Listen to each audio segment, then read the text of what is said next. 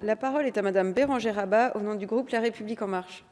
Merci Madame la Présidente. Monsieur le Ministre, fin novembre 2019, quelques jours après l'adoption définitive de la loi d'orientation des mobilités, vous étiez dans la Somme avec le Président de la République pour signer une convention de financement actant l'engagement de l'État dans le projet de canal Seine-Nord Europe aux côtés de l'Union européenne et des collectivités. Ce projet de canal qui reliera les bassins de la Seine et de l'Oise au réseau européen à grand gabarit du nord de l'Europe se chiffre à 5 milliards d'euros, dont 2 milliards apportés par l'Union européenne, 2 milliards des collectivités, en l'occurrence les régions Hauts-de-France et Île-de-France, les départements du Nord, du Pas-de-Calais, de l'Oise et de la Somme, l'État prévoyant d'y contribuer pour un peu plus d'1 milliard d'euros via l'AFIT, l'Agence de financement des infrastructures de transport. La loi d'orientation des mobilités promulguée le 26 décembre porte des investissements sans précédent, une enveloppe de 13,7 milliards d'euros entre 2019 et 2023 qui sera portée à 14,3 milliards pour la période 2023-2027. Cependant, cette programmation ne comprend pas le financement par l'État du canal Seine-Nord Europe dont la mise en service est prévue en 2028. Alors nous avons, lors du débat budgétaire, pu dégager de nouvelles ressources pour l'AFIT en augmentant la taxe de solidarité sur les billets d'avion, dite taxe Chirac, et en réduisant de 2 centimes d'euros le remboursement partiel de TICPE au transport routier, pour sécuriser le financement de la programmation telle qu'elle est prévue dans le cadre de la LOM par le Conseil d'orientation des infrastructures.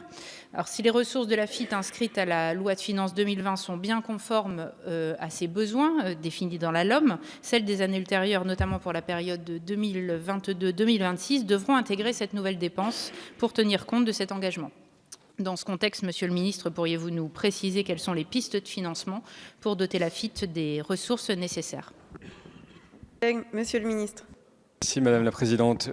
Madame la députée Abba, j'avais commencé à ébaucher une réponse au député Pancher, simplement pour repréciser, vous l'avez dit, que le coût de ce projet est bien fixé à 5,1 milliards d'euros, que 2,1 milliards sont portés par l'Union européenne, et 1,1 milliard est 1,1 milliard collectivités territoriales, et puis 840 millions d'euros mobilisés au travers de ce qu'on appelle un emprunt de bouclage garanti par les collectivités.